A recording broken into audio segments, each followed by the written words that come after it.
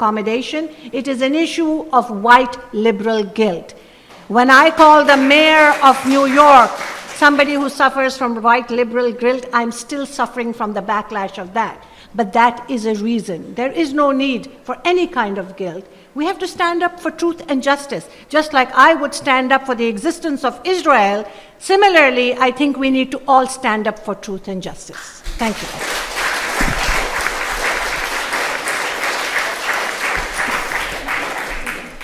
Absolutely, I totally agree with Raheel. I think something that we still have in Canada is our voices.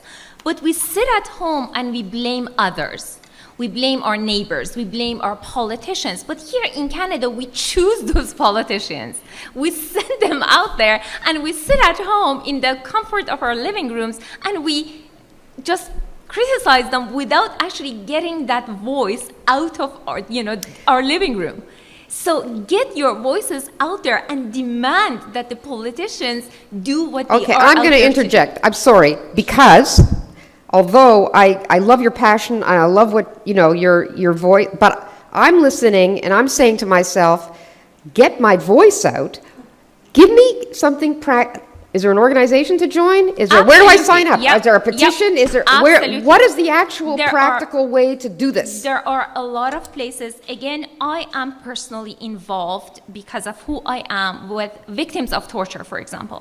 And a lot of these victims of torture actually come from the Middle East and the African countries. Is it a group? Is it a website? There is the Canadian Center for Victims of Torture. You can definitely involve, you can donate money, you can volunteer your time. Definitely.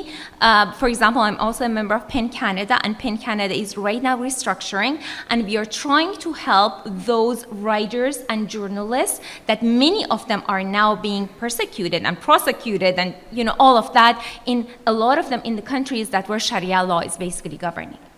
The other tool is Facebook. People, get out there on Facebook.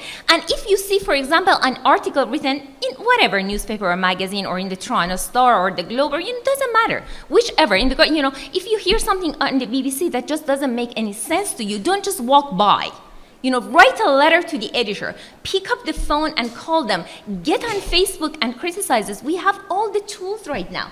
All these, public forums that you can actually get on Facebook, and instead of talking about, trivial things, little things that don't matter, actually talk about issues that do matter. Why do you think tabloids exist? Why do you think, we criticize the media because they are not taking the proper stand, but then we are the ones who are buying those magazines and newspapers that are really doing ridiculous things. So at the end of the day, it is our fault. Yeah. Well, I can tell you one thing that Raheel did, which I think would be a wonderful thing if everybody did. She told the Toronto Star she was dropping her subscription because Haroon Siddiqui was getting so out of hand with his,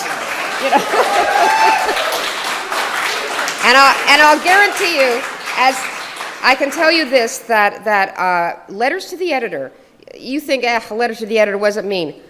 A letter to the editor, every editor knows one letter represents 100 people that did not write the letter but think the same thing.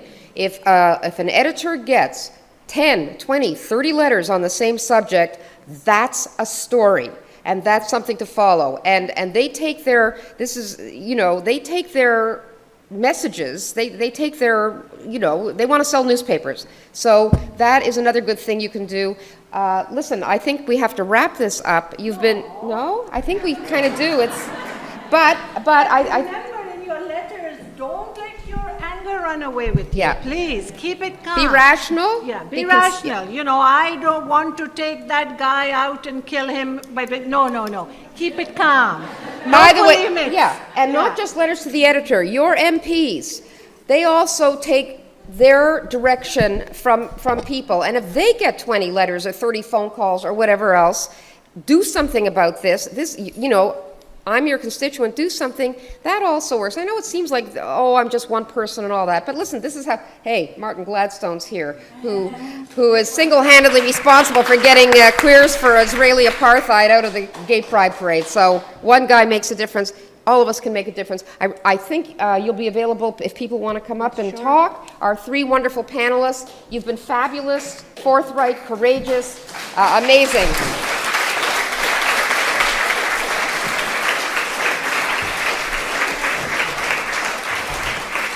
want to keep the questions? If I can just have your attention for 2 minutes, I'd like to say a special thank you. My name is Lawrence Saltman, and I'm the president of Advocates for Civil Liberties, the sponsoring organization for tonight, which is a grassroots organization we started about a year ago. It's mainly lawyers, but it also includes concerned citizens.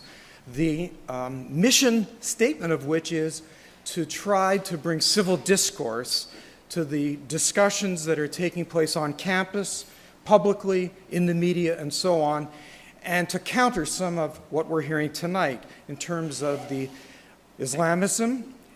Much of our focus is to combat anti-Semitism, but it's not restricted to that. And tonight's discussion particularly helps us focus on things that are beyond just the Jewish community, but affect all of us. So we are really very, very pleased to have had Barbara Kay as our moderator.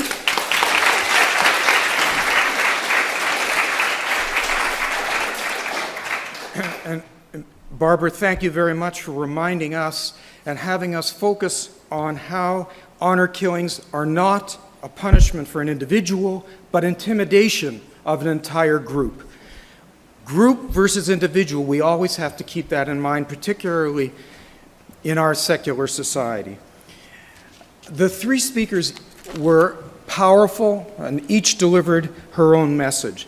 Raheel taught us about the history of Islam, the Quran. She's so well steeped in the knowledge of the texts and the application. And she explained to us through that lens how we should properly view what people are saying and how the Muslim religion is being distorted. Marina Namat, her lens was through her personal experience. No notes, she lived it, and we live it with her as she tells us what she went through, and we can try to understand and bring to bear today to combat the creeping Islamism that we're seeing happening here. And the lens of Natasha Fatah is the current political environment and how the Islamists are organized. How can we combat that? Well, our organization formed as an organization to combat that very kind of thing. So if some of you want to know what to do, we welcome you. We are not just lawyers, we're also concerned citizens, and so we would take you in as members as well. We want to build resources and follow in what we've started. Last February, we had our first conference that focused on the topic, how Middle East politics invade campus, with a view to try to bring civil discourse to the universities. Tonight, where our focus is on the abuse of women. We want to continue to do these kinds of things and bring within the larger tent, not just the Jewish population, but everyone to speak out for our civil liberties. Thank you all for your attention tonight.